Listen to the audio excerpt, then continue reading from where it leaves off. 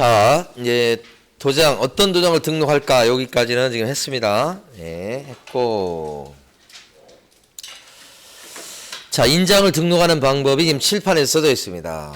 어떻게 되는 거냐면, 등록할 때, 개설 등록 신청서라고 해서 사무실 오픈할 때 쓰는 서식이 있어요.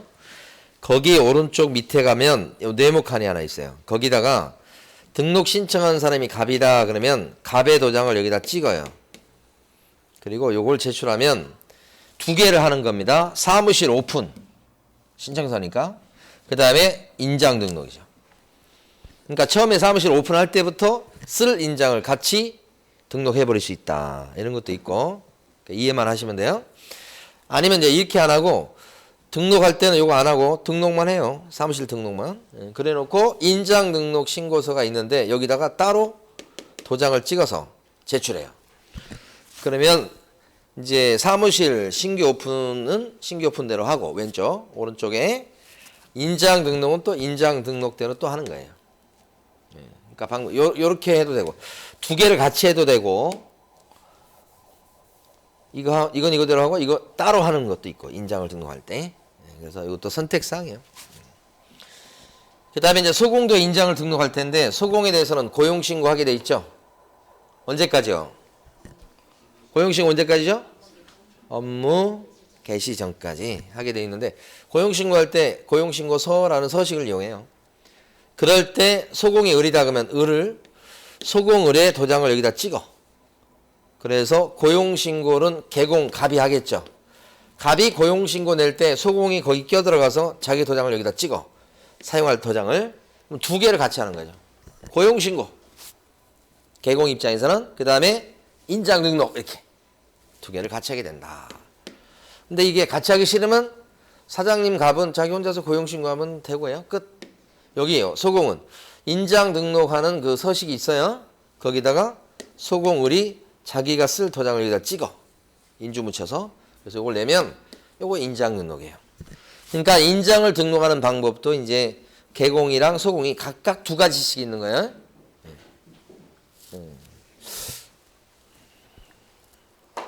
자, 이렇다는 거예요. 이제 저기 처음 공부하시는 분 입장에서 봤을 때는 이게 좀 뭐 생소한 용어도 나오고 막 그래서 어려워요. 근데 올해 합격하신 분들 제가 봤을 때는 숫자는 잘 모르겠어. 그런데 작년보다 숫자 늘어났을 것 같아요. 작년 합격 인원이 한 2만 명 됐나요? 2만 명? 그럼 2만 명보다 늘었으면 한 3만 정도 될 것 같은데.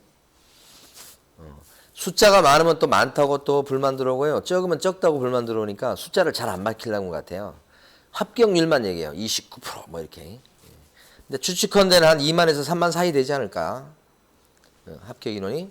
그럼 그 사람들은 어떻게 해서 합격했는가? 처음에 이제 하고 나서 등록 끊고서 앉아서 딱 했는데 무슨 말인지 하나도 못 알아먹겠다 여기서 시작하는 거예요.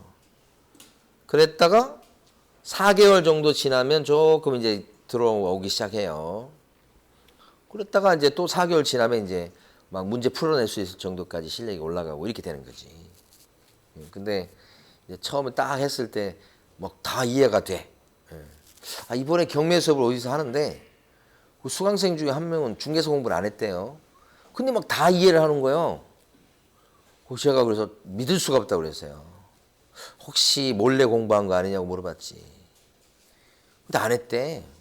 진짜인지. 근데 이해를 막 다 해버리는 거야. 그런 사람들은 진짜 드문 사람들입니다. 아니면 거짓말 했거나. 그러니까 중개사 공부 시작하는데 다 처음엔 다 어려운 과정 속에서 가는 거지. 그리고 그것도 힘든 게 뭐냐면 처음에 알아먹기도 힘든데 좀 공부하면 좀 알아들을 것 같은데 점수는 맨날 바닥이야. 그러다가 일정 시기가 되면 이제 점수까지 나오기 시작하면서 요렇게 올라가는 거예요. 예? 실력이라고 하는 게 특히 점수라고 하는 게. 그럼 여기서부터 여기까지가 얼마나 더디고 힘들겠어요. 인내의 과정이죠. 이 활주로예요, 활주로. 이 비행기가 몸체가 엄청 커요. 여기까지 뜨려면 바로 그냥 헬리콥터 아니에요. 붕 뜨는 게 아니에요. 막 바닥을 기면서 달려가 우둘투둘. 그래서 언제 뜰라나 이렇게 하는데 뜨지도 않고 계속 가다가 여러분 그 비행기 타보면 갑자기 뭐야 바퀴 올라가면서 쑥 올라간 기분 있죠? 예? 저는 그 기분이 되게 좋던데 쓱 올라가는 기분. 그때가 오게 돼요. 그때부터 이제 점수가 좀 올라가면서 점수가 나오기 시작한다. 나중에 가면 이때쯤 가면 어떻게 되는지 고도를 유지하면서 그냥 방 안에 있는 거하고 똑같이 느껴지잖아요. 그 단계까지 가야 된다. 원하는 고도까지. 여기가 몇 점? 80점. 그죠? 이런 과정을 거치는. 그러니까 이게 수험 과정이 어려운 과정이에요. 이게 단기 이런 뭡니까 100m 달리기 아니고 마라톤. 그렇게 생각을 잡수셔야지. 자, 그 다음에 이제 어디 가시냐면 저 가로 4번 봅니다. 가로 4번에 보면 우리 이 178페이지에 인장 등록의 관할청 뭐 이렇게 되어 있습니다. 거기 보면 첫 줄 인장 등록은 어디 가서 합니까요? 그러니까 개설 등록관청에 가서 한다고 써져 있죠? 네, 거기 하고요. 이번에 이제 179페이지 가보세요. 인장의 변경 등록, 인장이 재수없어에서 바꿀 때 며칠 내 변경 등록하시라. 7일 나왔죠, 7일. 그 위에 기출문제 표시된 거 쭉 보세요. 얼마나 많이 나왔는지. 한 20번 이상일 거예요. 자, 이렇게 인장을 등록해서 그 다음에 어떻게 하시면 돼요? 밑에 사용한다. 사용한다는 거 별거 아니에요. 찍는 거예요. 어디에다 찍죠? 도장을 어디에 찍습니까? 계약서에 찍어야 되겠죠? 그렇죠. 계약서를 많이 쓴 만큼 돈 버는 거잖아요. 그만큼 도장을 많이 찍었다 그러면 돈 버는 거지. 그러니까 제가 아시는 부동산 사장님도 25회 때인가 하신 분이에요. 그런데 그때 자격증을 딸 때 뭐 쉽게 말씀드리면 가난했어요. 응? 남편이 이제 뭐 벌이가 시원치 않고 애들은 또 셋이나 낳더라고.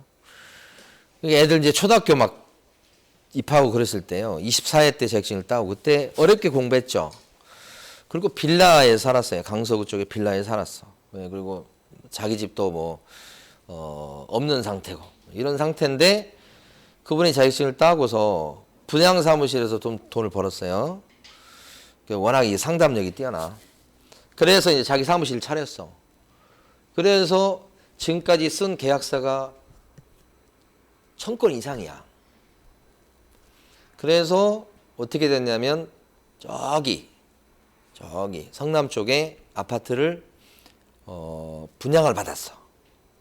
그래서 자기 집이 생기고 자기 사무실도 생기고 월세가 지금 그 부동산 사무실 월세가 한 400만 원 정도 주고서 해요. 그런데 아파트 없던 게 생겼죠. 자기 집이 한 10억대 중반 가. 아무것도 없는 상태에서 전셋집 살다가 24회니까 지금 몇이에요? 지금 몇 년 만이야? 부동산 해갖고 8년 됐나요? 예. 애들이 지금 이제 막 대학생도 있고 고등학생도 있고 그런 것 같더라고요. 근데 그렇게 재산을 올렸어요. 그리고 지금도 이제 돈 이렇게 또 생기고 그러면 또 투자를 해놓고 이렇게 한단 말이에요. 성공했죠, 뭐 어쨌든. 예. 근데 이제 그만한 능력이 되지만 잘해요, 진짜. 자, 옆에서 봐도. 여러분도 할 수 있잖아요, 이렇게. 그런 희망과 꿈을 갖고 하시라고. 제가 위에서 딱 보면 그런 희망과 꿈이 있어가지고 막 눈이 초롱초롱 빛나는 사람들이 여기 많아요. 알 수 있어요? 뭐 나중에 누구나 이렇게 하면 제가 찍을 수 있어요. 자, 그런 사람들이 되셔야 돼. 예. 자, 그러면 이제 어디 갈 거냐면 저기 갑니다. 넘어가셔서 휴폐업.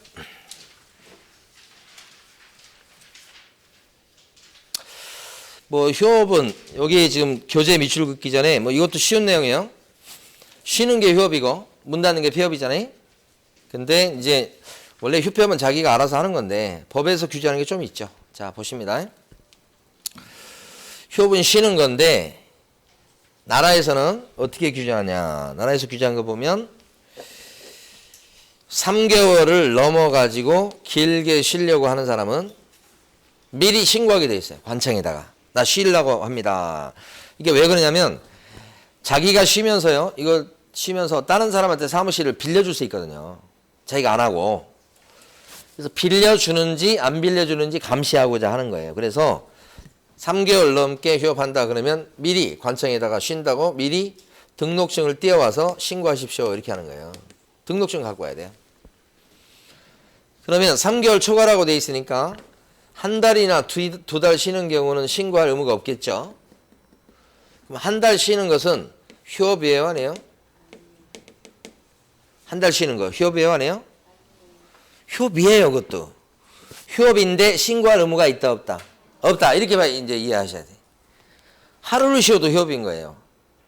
휴업은 그냥 쉬는 거니까. 응? 기간에 관계없이. 그런데 한 달은 휴업이긴 한데 신고 의무는 없지. 근데 4개월을 쉰다 그러면 이것도 휴업 길게 쉬네. 이때는 뭐야? 휴업인데 신고해야 되지. 등록증 떼와서. 응? 이거 왜 등록증 떼우라고 하는 거예요? 못 빌려주게. 등록증 하나밖에 없잖아요. 그렇죠? 그 못 빌려주게 뺏어 놓는 거지. 너 오래 쉰다며 뺏어 놓는 거. 이게 휴업신고. 첫 번째 내용이에요. 자, 그 다음에 여기 보시면 원래 이제 휴업은 6개월 넘게는 원래 못 쉬는 거예요. 못 쉬는 거. 그러니까 너무 길게 쉬면 안 되니까 못 쉬는 건데 6개월을 초과해가지고 휴업을 할 수 있는 경우가 예외적으로 있어요. 이게 중요하죠. 별표 친 거. 그건 어떤 경우냐면 몸이 아프거나 뭐 이런 거예요. 그 다음에 군대 갔다 와야 돼. 아니면 학교 가. 이런 부득이한 사유가 있다. 그렇게 되면 6개월 넘게도 쉴 수 있도록 해주긴 해요. 근데 원칙은 6개월 못 넘는 거예요. 그래서 요 내용도 어떤 경우에 6개월 넘냐 이런 것들도 시험에 자주 나와요. 이렇게. 그런데 아까 보면 관청에다 고용신고할 때 고용신고 아까 했었죠. 고용신고할 때 인터넷으로 할 수 있던가요? 할 수 있었어요. 인터넷으로 할 수 있냐 그러면 다 할 수 있다고 생각하시면 돼. 요새는 그냥 인터넷 세상이에요. 다 그냥 컴퓨터 앞에 앉아서 한다고요. 다 거의 대부분 할 수 있는데 얘 보세요. 얘는 등록증을 갖다 맡기면서 하는 거잖아요. 등록증 이거 등록증 원본이겠어요? 사본이겠어요? 당연히 원본 뺏어놔야지. 그러니까 방문해서 하는 것만 인정이 돼요. 독특합니다. 인터넷으로 할 수가 없어요. 이거 못 보내주니까 그런 거예요. 등록증 원본을 못 보내주니까 그런 거예요. 뭐 스캔해서 보내준다. 그건 사본이에요. 사본. 그러니까 안 되고 등록증 원본을 보내줘야 되는 것은 걸어갈 수밖에 없어요. 엄청 중요하죠. 시험에 잘 나오는 게 이거죠. 이거 기본 아시고.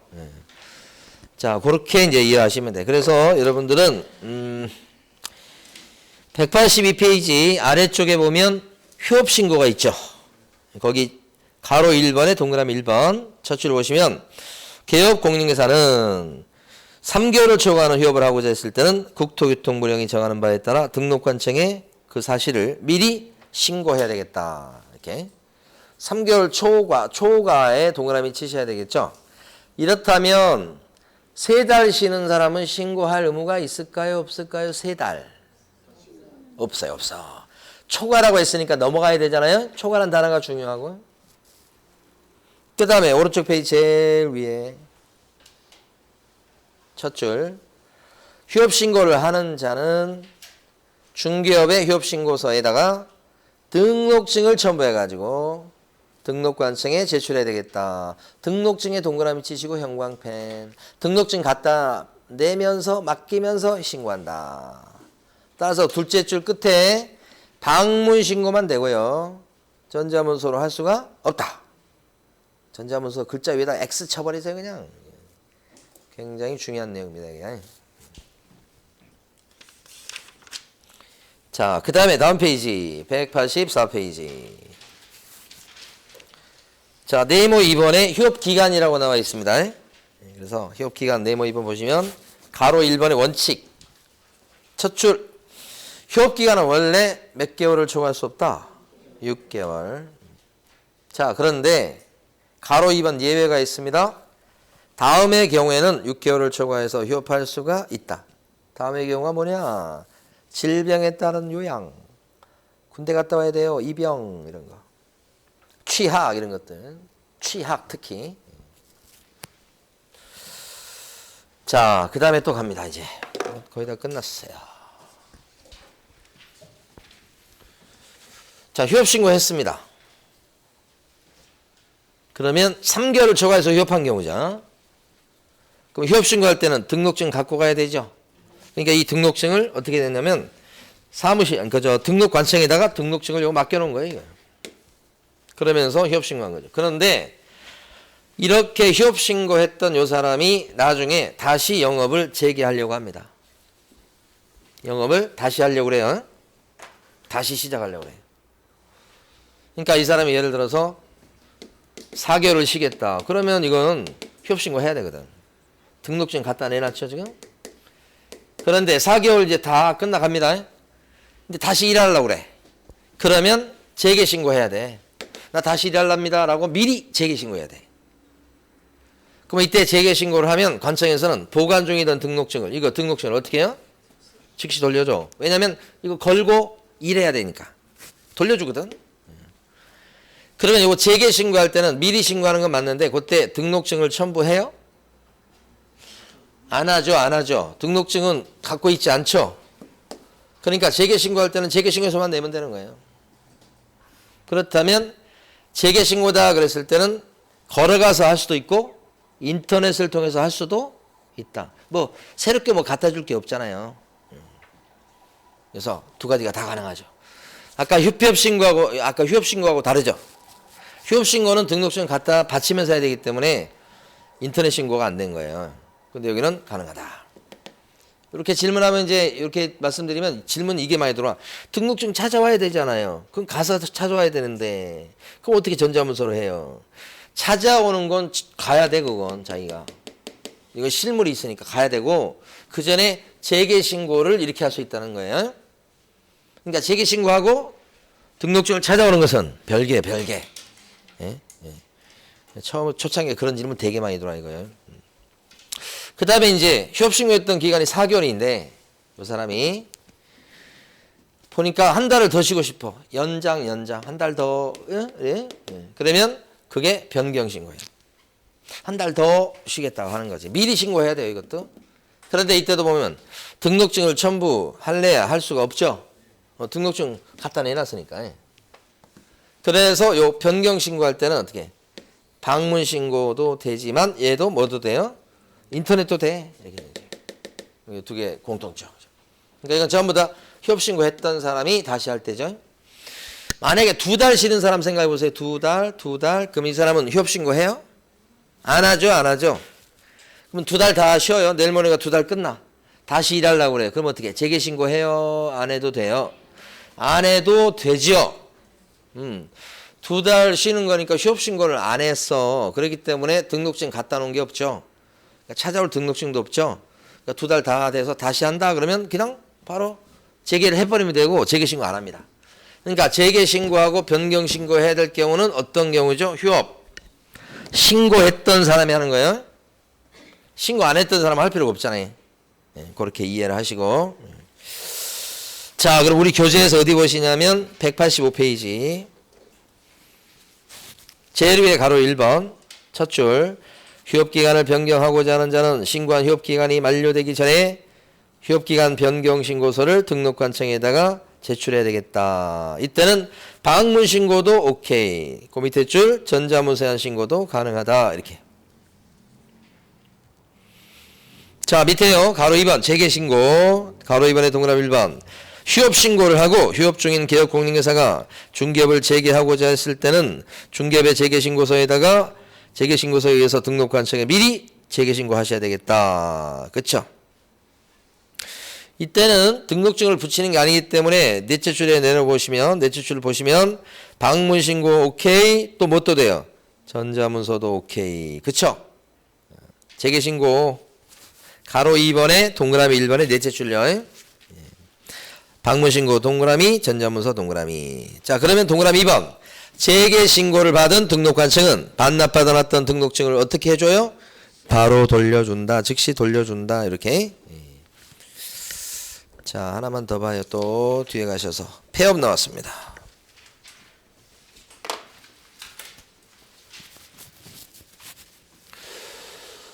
자, 문 닫는 게 폐업이죠. 자, 그러면 폐업을 할 때 미리 나 폐업하랍니다라고 관청에다 미리 신고하셔야 돼. 미리. 그러니까 문을 다 닫아놓고 폐업해놓고는 폐업했다고 신고하면 늦어요. 그렇게 하면 법 위반이고 폐업을 하려고 했을 때 미리 폐업 신고서를 제출해야 되겠다. 이때 폐업 신고할 때는 뭘 갖다 내야 됩니까? 무엇을 제출하면서? 등록증. 이제 폐업했으니까 등록증 걸어놓으면 안 되죠. 등록증을 첨부해서 반납하면서 폐업 신고. 등록증을 붙여서 해야 되기 때문에 등록증 꼭 가져와야 폐업 신고를 받아주기 때문에 방문 신고만 되죠. 그러면 인터넷 신고 되겠어요, 안 되겠어요? 안 된다 이 말입니다. 그래서 여러분 교재에서는 어디 보시냐면 186페이지 네모 2번에 가로 1번에 폐업 신고 방식 나온 거 있죠. 그 동그라미 1번에 4줄을 다 밑줄 그으시면 돼요. 동그라미 1번에 4줄. 폐업을 하고자 했을 때는 나온 거 있잖아요. 중개업의 폐업 신고서에 등록증을 첨부해요. 등록증 동그라미. 등록관청에 미리 신고해야 되겠다. 이렇게. 그러니까 등록증을 첨부해야 되니까 셋째 줄 보세요. 전자문서로 할 수 있겠습니까? 안 되고 넷째 줄 뭐만 인정된다? 방문신고. 이렇게 보시면 돼. 자, 됐습니다. 또 넘어가십니다. 저리 가서 이제 191페이지.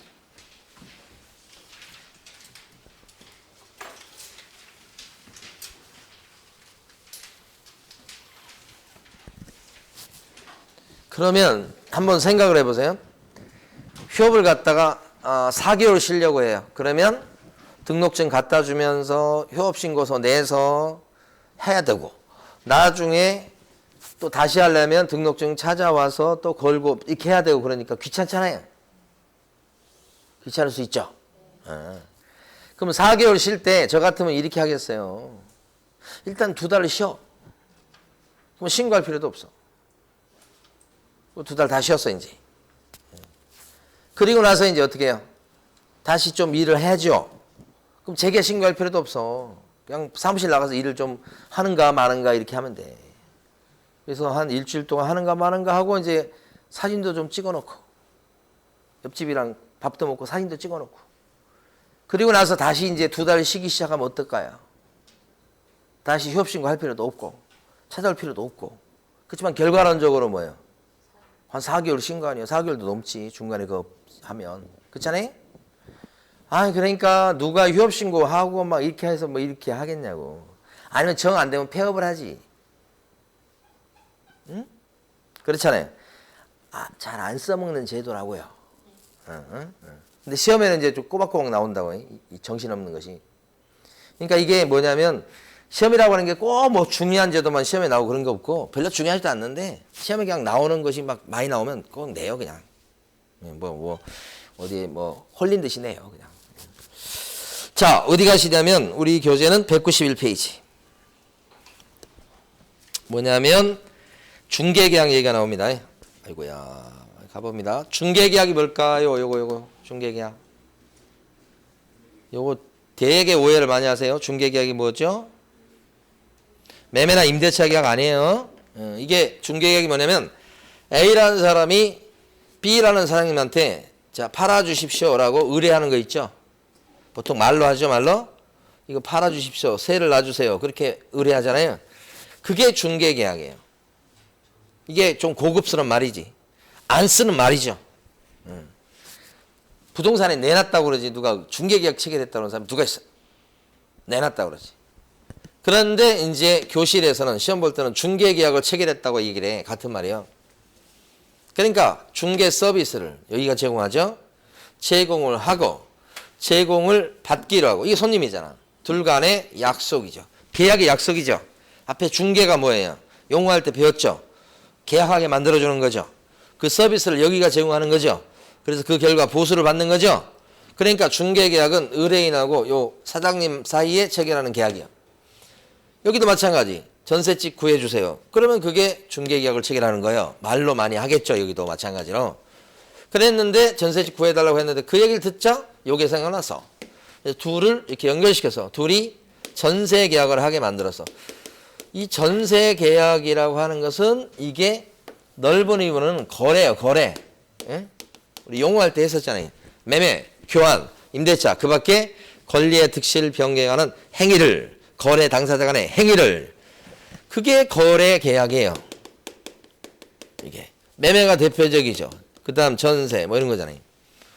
중개 계약이라고 얘기하면 이걸 얘기하는 거예요. 이게 아니고 자꾸 이거라고 착각을 해. 이번에 합격하신 분도 똑같아. 합격했는데도 저렇게 착각을 해요. 질문하는 거 쭉 들어보니까 지금 이걸 가정해서 얘기를 하시더라고. 아니요. 그러니까 이게 잘 고쳐지지 않는가 봐요. 이거 안 써요. 이 말도 잘 안 써요. 이게 매매나 전세, 월세 이거 계약을 얘기를 하지. 이 말도 잘 안 써. 근데 이 말보다 더 안 쓰는 게 이거예요. 여러분 시험 끝나면 이거 영원히 쓸 일이 없을 거예요. 근데 부동산에 내놨다 그러지. 에? 손님이 왔다 그러지. 이렇게 얘기하는 거지 이게. 에? 중개 계약이야. 보통 말로 하는데 또 멋지게 하려면 서면으로 할 수도 있는 거예요. 그건 이제 뭐 선택할 수 있는 여지가 있지. 그런데 이제 내놓을 때 요 손님이 요 부동산에 내놓고 또 다시 다른 부동산에 또 내놓고 다른 부동산에 또 내놓고 이렇게 내놓을 수도 있어. 여기 내놓고 여기도 내놓고 여기도 내놓고. 응? 여러 부동산에다가 이렇게 사장님들한테 내놓는 거. 요것을 무슨 계약이라고 그래요? 일반 중개계약. 보통 중개계약은 이렇게 여러 부동산에 내놓는 거 아니에요? 그래서 보통이라고 하기도 하고 보통 중개계약, 일반 중개계약 이렇게 내놓지 않고 여기다 이런 거 내놓지 않고 B라는 부동산 사장님한테만 이렇게 전적으로 내놓을 수 있죠. 이걸 뭐라고 그래요? 전속 중개계약이다 그런단 말이에요. 전속이다 이렇게 이런 경우는 좀 드물죠. 근데 어쨌든 중개계약의 종류는 다양할 수 있지만 여러분들이 아셔야 될 것은 일반 중개계약이다 또는 전속 중개계약이다. 그 정도가 여러분 시험 나오는 거예요. 그러면 일반 중개계약부터 봐봐요. 여러분들은 191페이지 보시게 되면 제일 위에 가로 1번이 있습니다. 예. 자, 첫 줄. 의뢰인은 의뢰 내용을 명확히 하기 위해서 필요한 경우에는 개업공인중개사에게 일반 중개계약서를 작성해보자고 요청할 수 있다. 누가요? 손님이. 보통 말로 하잖아요. 근데 손님이 와가지고 자 우리 말로 하지 말고 일반 중개계약서 한번 써봅시다 라고 요청할 수 있다 그러잖아요. 뭐 못할 거 없죠. 요청이니까. 그럼 여러분 어떻게 하실까요? 해야 돼요? 그럽시다 할 수도 있고 재수없어 딴 데 가 이럴 수도 있고 그런 거예요. 아무것도 아니란 말입니다. 이게 이 조문이 서면으로 해야 될 의무가 없어요. 근데 해보자고 해. 그러면 여러분이 받아줄 수도 있고 안 받아줄 수도 있는 거예요. 그러니까 다른 데 보지 마시고 방금 전에 이 밑줄 그은 것도 그렇게 중요한 조문이 아니에요. 조문이 이런 게 있다. 여기서 부탁할 수 있다. 우리 이걸로 좀 하면 어떻겠어 이렇게. 받아줄 수도 있고 안 받아줄 수도 있고 뭐 큰 의미가 있는 건 아니에요. 그런데 이제 중요한 게 뭐냐면 밑에 큰 2번에 일반 중개계약서에 서식이라는 표현이 나온 게 있죠. 그거서 첫째 줄부터 셋째 줄 앞부분까지 밑줄 그으셔야 돼요. 국토교통부 장관은 여기는 잘 나와요. 일반 중개계약의 표준이 되는 서식을 정해서 개업공인중개사에게 사용을 어떻게 해요? 권장해 볼 수 있다시. 권장할 수 있다 이렇게 돼 있죠. 그 일반 중개계약의 표준 서식이 뭐냐? 그게 법정 서식이에요. 그래서 국토교통부 장관이 이거 말로 하는 것보다 일반 중개계약서 요 서면으로 하면 좋겠어. 내가 만들어 놓을 테니까 쓰고 싶은 사람 써. 이런 뜻이에요. 그 표준 서식을 권장할 수 있는 사람이 누구게요? 등록관청이에요? 국장이다. 거기가 핵심이에요. 그러면 이러한 표준 서식은 진짜 국토교통부 장관이 만들어 놨을 것 같아요? 만들어 놨어요. 그게 중요한 거예요. 둘째 줄에 보면 표준 서식인 일반 중개계약서는 중개사법 시행규칙 이게 법이에요. 마련되어 있다. 법에 맹글어져 있다. 이렇게 하는 거지. 그럼 법정 서식이 있다. 그러면 일반 중개계약서는 이 서식은 법정 서식이 있다는 뜻이니까 그걸 반드시 써야 됩니까요? 아니지. 반드시 써야 되는 건 아니고 만들어 놨으니까 좀 쓰고 싶은 사람은 쓰세요. 이 정도지 뭐. 써야 될 의무는 없고 여기가 핵심인 거예요. 여기가 지금 본 데가 써야 될 의무는 없다. 이렇게. 그러니까 사실은 가만히 보면 이제 우리 지난주에도 했습니다만은 그런 거 있잖아요. 이게 자기 간판에 이름을 딱 박아놓고 일하는 거랑 그거 없이 그냥 익명 상태에서 그러니까 드러내지 않고 일하는 거랑 좀 태도가 달라지지 않을까요? 우리가 학교에서 명찰을 딱 해서 아무개라고 이름을 달아놓고 이렇게 행동할 때하고 없이 행동할 때하고 행동이 좀 다르지 않을까요? 그런 거잖아요. 그러니까 그런 차원에서 일반 중개계약서를 이렇게 서면으로 딱 이렇게 작성을 해놓고 이제 활동하는 거랑 그래서 의뢰받는 거랑 그냥 말로만 하는 거랑 말은 얼마든지 뒤집을 수 있잖아요. 내가 언제 그랬어? 너 그런 적 없는데? 입증하기 쉽지 않잖아요. 그러니까 사실은 어떤 게 더 멋지고 어떤 게 더 고급스러운 거예요. 또 어떤 게 더 분쟁을 예방해서 사회적 비용을 줄일 수 있는 거예요. 말이 아니고. 그렇죠. 서면으로 하는 게 좋은 거죠. 그러니까 나라에서는 서면으로 하는 쪽으로 끌고 가고 싶은 거예요. 그래야 다툼도 줄이고 그래서 좋은 거지. 그게 좋긴 해요. 근데 우리는 뭐요? 귀찮지. 예? 말로 하면 될 건데 막 쓰고 이런 거 귀찮고. 그래서 잘 이용되진 않는 거예요. 그래서 거기 지금 192페이지 구경이나 해보세요. 192페이지 바로 일반 중개계약서의 그 표준서식 양식이에요. 예? 이게 뭐라고요? 표준서식, 법정서식이에요. 보셨어요 이제? 예. 나중에 이거 보셨는데 이걸 부인하면 안 돼요 이제? 보신 후에 이걸 부인하는 베드로 같은 사람이 나타납니다 나중에. 일반 중개계약서 법정서식 있습니까? 그러면 있어요 없어요? 그죠. 그게 시험 보실 때까지 쭉 유지되시기를. 2달 뒤에 또 있어요 없어요? 그러면 또 없어요 그런다니까. 자, 194페이지 가보시겠습니다. 전속중개계약 나왔죠? 전속중개계약은 뭐냐? 전속은 한 중개업소에 내놓는 거죠. 그걸 전속중개계약이다 이렇게 얘기하죠. 한 중개업소에 내놓는 거. 이렇게. 한 중개업소에 내놓는 거. 자, 그랬을 때 이제 전속중개가 한 중개업소에 내놓으니까 이때는 말로 하면 안 된다고 그래요. 한 중개업소에 내놓으니까 그때는 반드시 서면으로 하는데 그 서면의 이름이 국토교통부령이 정하는 계약서예요. 그게 더 구체적으로는 전속중개계약서라고 있어요. 그러니까 전속중개계약을 체결할 때는 전속중개계약서를 꼭 쓰셔야 돼. 반드시 사용해야 돼요. 아까 일반 중개계약을 체결했을 때는 일반 중개계약서를 반드시 사용해야 됩니까? 아니라고 했었죠. 근데 이거 꼭 써야 되죠. 그래서 시험에 자주 나오는 거예요. 2개 차이 나니까. 그래서 꼭 써야 되고 안 쓰면 영업정지 사유가 돼요. 업무정지. 그리고 이게 써놓게 되면 분쟁 예방에 도움이 되겠죠. 그래서 분쟁을 예방하는 차원에서 3년 동안은 보존하게끔 돼 있어요. 보존 안 해도 역시 영업정지 사유가 됩니다. 그러니까 전속중개계약은 한 부동산만 내놓기 때문에 분쟁거리가 발생하면 안 되기 때문에 확실하게 하기 위해서 서면으로 하도록 하고 그 전속중개계약서도 3년이나 보존하게 돼 있어요. 이렇게. 안 했다가는 영업정지. 기본적인 의무입니다. 첫 번째. 전속으로 하는 경우는 없어요. 없어요. 그런데 이제 시험에는 잘 나와 또 이게. 잘 없는데. 자, 그랬을 때 전속으로 맡은 부동산 사장님은 중요한 의무가 생기는 거예요. 중요한 의무. 이게 널리 정보를 퍼뜨릴 의무가 생긴다. 널리 정보를 퍼뜨릴 의무가 있어요. 왜 그런 의무가 생길 것 같아요? 혼자만 맡았으니까. 이거 빨리 중개해 주려면 다른 부동산에 다시 뿌려야 되겠죠. 그러니까 일반과 전속의 차이가 뭐야? 일반은 손님인 의뢰인이 자기가 알아서 여러 부동산에 뿌리는 거예요. 여기 저기 가면서. 전속은 뭐예요? 한 부동산에다가 믿고 맡기면 거기서 알아서 다른 부동산에 뿌리는 거예요. 주로 망에 많이 올려서 뿌리겠죠. 그럼 그 차이예요. 그래서 정보 공개 의무가 전속으로 맡았을 때 제일 중요한 의무예요. 이게 없죠. 이런 의무가 없죠. 그러면 전속 중개계약은 일반 중개계약보다 더 못 써요. 안 좋은 거예요. 일반은 뭐 그래도 몇 군데라도 나오지.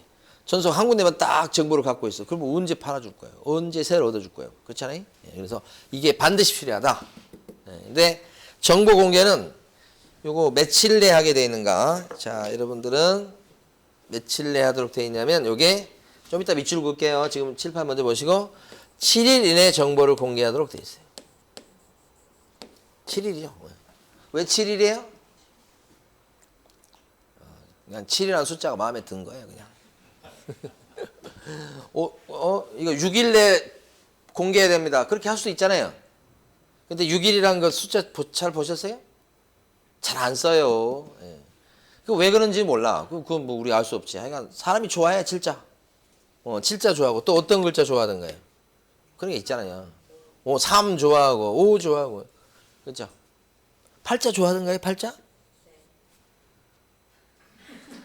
중국에서 오신 거예요. 뭐 중국 사람들은 좋아한다고 그러더라고 8자. 그죠? 예. 근데 잘 안 쓰죠, 우리. 그건 좀 차이가 좀 있긴 한데. 9자, 9. 이거 뭐야? 잘 안 쓰잖아요. 그러니까 그냥 정해놓은 거예요, 그냥. 이게 뭐 어떤 진리는 아니에요, 그냥. 자, 7일 내에 공개하세요. 이렇게 돼 있고. 그 다음에 또 하나 공개할 때는 망에 올리거나, 응? 망 있죠, 망. 거기 올리고. 보통 망에 올리죠, 공개할 때. 아니면 일간신문에 광고 내는 방법도 있어요. 이건 잘 안 하죠, 이제. 요새 누가 신문 봅니까? 그죠? 그런데도 이제 부동산과 관련된 그런 광고 같은 것은 요 신문 광고지에 그래도 많이 올라갑니다, 보면. 잘 보진 않지만. 그 신문 뭐 이렇게, 이렇게 구독하고 이런 사람이 잘 적잖아요. 옛날보다 많이 줄었잖아요. 그래서, 그렇지만 이제 거기 광고는 또 부동산 광고 되게 많이 올라가요. 희한하게 이 신문을 갖고 있는 데가 건설업체나 이런 데가 되게 많이 갖고 있어요. 아니면 연계가 돼 있거나. 예? 그래서 부동산 광고 되게 많죠. 그래서 여러분 신문 신문이 아니고 인터넷 뉴스 볼 때도 어쩔 때 보면 이게 뉴스인가 광고인가 이렇게 의심스러운 게 있어요. 그런 거 없었어요? 일체 뭐 인터넷 이런 거 안 보세요?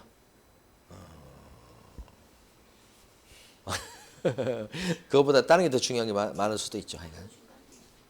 그렇죠. 그러니까 최근에도 이제 어떤 게 문제가 됐냐면 광고인데 기사처럼 쓰는 광고 있잖아요. 그럼 우리 구독자 입장에서는 뭐요? 기사로 생각한단 말이에요. 그거 믿어버리잖아요. 하여간 그렇습니다. 그러니까 일간신문 광고 할 수도 있는데 잘 이용되진 않죠. 방법은 두 가지. 요게 효율적이죠. 이 정보방이 뭐예요? 다른 부동산 사장님이 들여다보고 있는 사이트죠. 그러니까 이게 훨씬 다른 부동산 사장님들이 볼 가능성이 높으니까 좋잖아요. 이거 누가 봐요? 안 봐, 이거. 이거 있는 것 자체가 좀 그래. 그 다음에 공개할 내용이 7가지예요, 7가지. 일단 잠깐 교재 볼 때 확인해 볼게요. 그 다음에 이제 정보 공개해야 되는데 손님이 싫어할 수가 있어. 그럴 수 있을까요? 손님이 공개하지 말아달라고 해. 비밀로 해달라고 그래, 손님이. 그럴 경우가 있을 수 있다고요. 어떤 경우가 그럴 수 있을까요? 잘 없는데 사실은. 빚 많은 사람이 집 팔아먹고 도망갈 때 내놓으면서 뭐라고 그래요? 복비는 많이 준다고 그러지. 그런데 하나 지금 요구사항이 뭐예요? 비밀로 해달라고 그러잖아요. 소문내지 말아달라고 그러잖아요. 그러면 이런 게 될 수 있지. 이제 그런 거 보면 이제 그 근처 부동산에 내놓으면 또 소문이 날 가능성이 있으니까 좀 떨어진 부동산에 내놓고 복비 많이 준다고 하고 비밀로 해줄 걸 요구하고 그렇게 해서 이제 팔고 도망가고 막 그러잖아요. 그런 사람이 있을 수 있기 때문에. 아니면 이제 회사 같은 경우도 있을 수 있어요. 회사에서 어떤 빌딩을 팔려고 그래. 그래 소문나면 안 좋을 수 있잖아요. 그럼 뭐라 그래요? 비밀. 유지하라고 할 수 있거든요. 그런 경우가 있다. 정보 공개 의무예요. 자, 여기까지 한번 볼 텐데 여러분들은 교재는 195페이지. 자, 중간에 큰 3번이 있습니다. 유효기간 나온 거 있죠. 전속 중개계약의 유효기간. 유효기간은 약속시간. 이렇게. 그래서 유효기간은 규정을 두고 있는데 거기 보면 몇 개월, 3개월만 딱 동그라미 치시면 돼요. 3개월인데 어떻게 해요? 둘째 줄 끝부분. 당사자가 다르게 약정을 하면 그 약정한 기간에 따른다라고 돼 있죠. 그러니까 빌딩을 내놓으면서 이거 6개월 내에 팔아주세요. 그러면 유효기간은 6개월. 땅을 내놓으면서 1년 안에 팔아주세요. 그럼 유효기간은 1년. 근데 전속으로 맡기면서 언제까지 팔아주세요. 그런 얘기를 안 했어. 그러면 몇 개월? 그때가 3개월. 아무 얘기 안 하면 3개월. 한 달 내에 전셋집 좀 빨리 구해주세요. 한 달 이내에. 그럼 유효기간 뭐예요? 1개월. 그죠? 그러니까 정하기 나름이에요. 안 정했을 때만 얼마? 3개월. 시험 잘 나와요. 보시면 아시지만. 그 다음에 밑에 보시면 개업 공인인사의 의무라고 나와요. 가로 1번에 동그라미 1번. 자, 전속 중개 계약은 국토교통부령이 정하는 계약서에 의하여야 하며 국토교통부령이 정하는 계약서를 따르라는 거예요. 그걸 꼭 써라는 얘기예요. 이름이 뭐라고 그랬어요, 그게? 국토부령이 정하는 계약서 이름? 전속중개계약서. 옆에 써두세요. 전속중개계약서. 아까 칠판 노랗게 쓴 거 전속중개계약서를 꼭 써야 된다. 사용해야 된다. 그 뜻이에요. 그 다음에 둘째 줄 끝에 몇 년간 보관하고요? 3년이죠. 분쟁에 대비해서 싸울까봐. 그리고 그 끝에다가 적어 놓으실 게 이거죠. 위반했을 때는 어떤 제재를 받는다고요? 업무정지까지 알아두셔야 돼요. 업무정지 써두시고 위반했을 때는 뭐예요? 업무정지. 안 지키면 업무정지. 이렇게. 자, 다음 페이지 갑니다. 196페이지. 중개대상물의 정보 공개 의무다. 이렇게 나온 거 있죠. 핵심적 의무죠, 이게.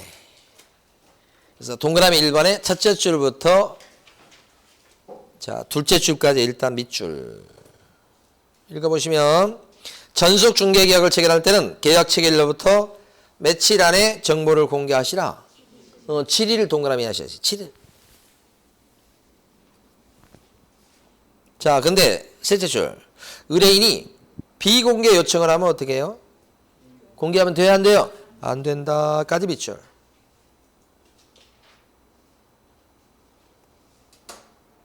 그리고 자, 동그라미 1번. 동그라미 1번 지금 보고 있는 거죠? 동그라미 1번 왼쪽에 여백이 있죠? 동그라미 1번 왼쪽 여백에다가 위반했을 때는 어떤 대제를 받느냐면 등록 취소 사유가 됩니다. 위반했을 때는. 아까 전속중개계약서 안 썼을 때는 영업정지니까 좀 약한데 정보 공개 의무를 위반하면 7일 내에 공개할 걸 공개 안 했다. 그러면 어떤 제재를 받는다고요? 등록 취소. 요걸 써두시라고요. 앞에다가 임의적이라고 써두시고 그러면 등록 취소를 할 수 있다는 뜻이에요. 반드시 해야 되는 건 아니고 왼쪽에 쓰시라고 그랬어요. 왼쪽에 여백에 공간이 좀 있잖아요. 왼쪽에 그게 요거죠. 요거 위반하면 뭐예요? 임의적 등록 취소사예요.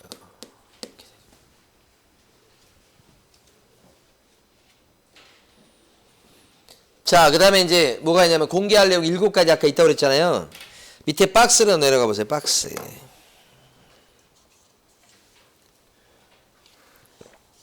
박스에 보시면 기억번부터 오른쪽 페이지 시업번까지 많이 있단 말입니다. 자, 그러면 이렇게 생각하셔야 돼. 망에 매물에 대한 정보를 올릴 때 어떤 걸 올리느냐. 상식이에요, 거의. 그러니까 이걸 암기하실 게 아니고 생각해 보시는데 기억번에서 중개상물의 종류하고 소재지 정도를 한번 체크해 보시면 올릴 때 아파트다. 그 다음에 주소 몇 번지다. 이런 걸 올려야 되겠죠. 그 다음에 니은번 벽에 금 같다. 이런 것도요. 공개해야 되는 거지. 아니면 도배를 새로 했다 이런 거예요. 그 다음에 디귿번 수도 전기 쭉 나오죠. 열공급 이런 거 나오죠. 열공급 이렇게. 아, 이 아파트는 지역 난방입니다. 이런 거에 이런 것도 공개해야 되죠. 그 다음에 리얼번 보시면 도로 및 대중교통수단과의 연계성인데 말을 어렵게 써놔서 그렇지 사실은 뭐예요? 지하철역으로부터 5분 거리 뭐 이런 거예요. 이게 리얼번. 그 다음에 미음번. 미음번에 보니까 여러분 자꾸 익히시라는 뜻이요. 미음번에 보니까 소유권, 전세권, 저당권, 지상권, 임차권 나오는데 저당권의 동그라미. 자, 요 지금 매물로 나온 집은 대출이 2억이 껴 있습니다. 그거예요. 그러면 대출 2억. 그런 게 공개가 돼야 된다 이 말입니다. 그런데 거기 동그라미 미음번에 두 채 줄 있죠. 자, 별표 치고 밑줄 긋겠습니다. 동그라미 미음번에 두 채 줄. 다만 관리자의 주소나 성명 등 인적 사항에 관한 정보는 공개해서는 안 된다. 개인정보는 오픈하면 안 된다는 뜻이에요. 요새 예민하죠 이거. 개인정보, 권리주소, 권리자의 주소나 성명은 공개하면 절대 안 돼. 이렇게 하는 거지. 요거 시험에 잘 나옵니다. 이게. 그 다음에 오른쪽 가시면 동그라미 P5번에 공법상 이용 제한 및 거래 규제에 관한 사항이라고 나오죠. 여러분 공법 시간에 막 배우는 내용 되게 많죠? 쉽지 않다고요. 그 공법상 이용 제한 및 거래 규제다 그랬을 때 이제 대표적으로 얘기할 게 여러분들이 이제 배운 내용 중에서는 용도 지역. 용도 지역 되게 중요합니다. 이 용도 지역은 땅의 신분을 갖다가 나타내는 거예요. 용도 지역. 여러분들 뭐 보면 도시 지역이 있고 뭐 관리 지역이 있고 이런 거 배우시잖아요.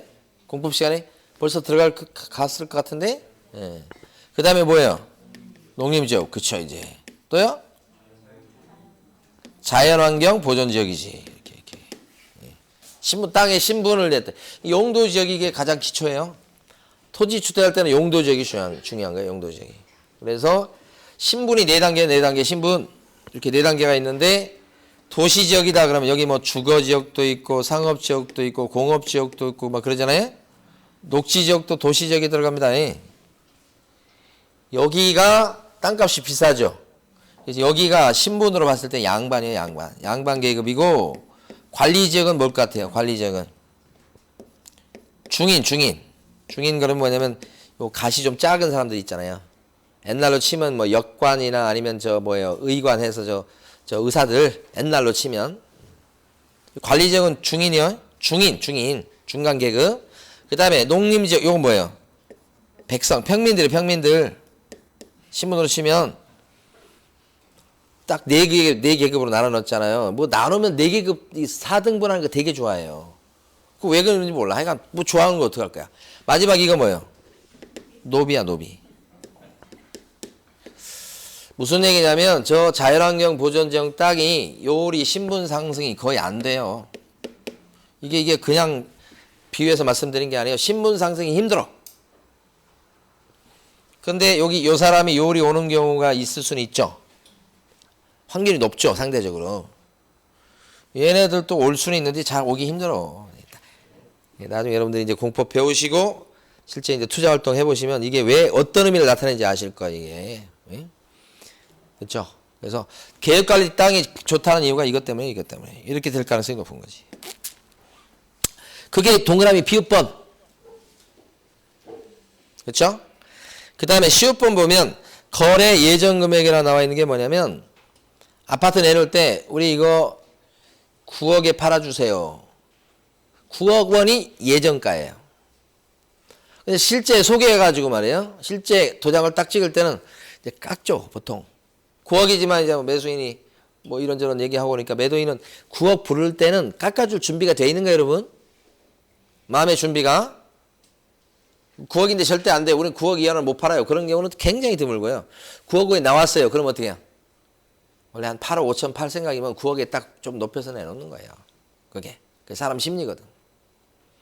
그래서 예정 금액이 그런 거고. 그 다음에 공시지가 있죠. 공시지가, 개별 공시지가 이런 것들을 공개하는 겁니다. 그런데 공시지가부터 그 뒤에가 형광펜입니다. 공시지가를 오픈해야 되는데 다만 임대차의 경우에는 공시지가를요. 공개를 안 할 수도 있다. 이 말은 공개를 해도 되고 안 해도 되고 그런 뜻이거든. 줄기차게 물어보는 거예요. 그러니까 시험에서 나오는 것은 또 딱 정해졌어요. 실무에서 중요한 것은 또 딱 정해졌어요. 그러니까 두 개가 반드시 일치하진 않아요. 그러니까 이런 게 시험에 나오는구나. 우리는 시험 자격증 따려고 할 수 없이 이제 이런 것까지 해줘야 되는 거예요. 그 다음에 동그라미 4번에 보면 정보 공개 사실을 통지한다고 나와 있습니다. 그게 무슨 얘기냐면 여기요. 공개했죠. 제일 중요한 건 뭐죠? 공개했을 때는 어떻게 하느냐. 공개했다고 의뢰인 손님한테 알려주는 거예요. 아무것도 별거 없어요. 공개했다고 뭐예요? 의뢰한 손님한테, 전속으로 의뢰한 손님한테 저 공개했습니다. 어디에 공개했어요? 라고 알려주라고요. 대신 말로 하면 안 돼요. 뭘로 해야 돼요? 문서로. 그리고 지체 없이 통보하게 돼 있죠. 거기 지체 없이 찾아보세요. 지체 없이. 그런 글자 있나요?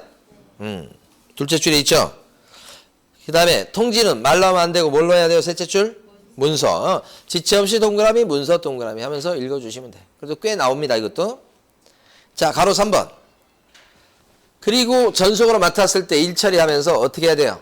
업무 처리 상황을 그때그때 손님한테 알려줘야 되죠. 전속으로 맡겼으니까 그 손님들이 자 보러 오는데 손님들이 전부 다 물건은 다 마음에 들어 하는 것 같은데 가격을 좀 다 비싸다고 이렇게 말씀하신다. 그 얘기는 무슨 얘기예요? 가격을 좀 낮춥시다. 그런 얘기죠? 그게 업무 처리 상황을 통지한다는 얘기예요.